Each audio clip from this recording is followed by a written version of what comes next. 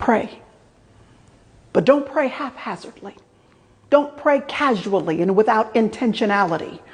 Pray in alignment with the truth of God. This takes attention. This takes forethought.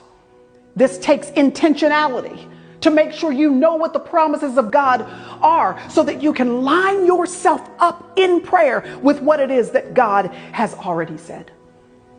Someone asked, why do we pray when God has already promised it?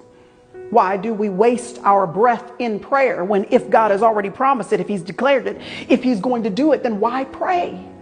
The reason why is because prayer is the key that begins to unlock the resources of heaven so that they are unleashed onto the landscape of our earth of reality. Prayer doesn't manipulate God. It just gives us access to the things that God already plans to do for us anyway. Prayer is this beautiful opportunity that he gives us to be a partner with him in seeing his kingdom come and his will being done on earth as it is in heaven. Our God has given us the key to work with him, to be in conjunction with him as his purposes are unleashed on planet Earth. Why wouldn't we use a key like that?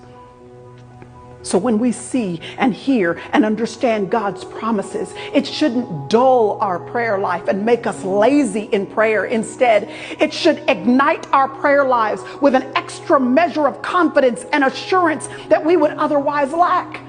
Now that we know God's promises, instead of floundering in our prayer lives, now we've got some concrete truths to rest what we're saying on. God's promises then become a roadmap for us, a track to follow so that our prayers are actually rooted in something specific.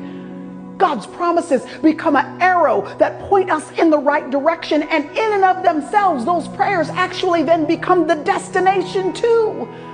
You don't have to know the details of how everything is going to work out, but you can base every single prayer directly on the promises of God, because he is not a man that he should lie.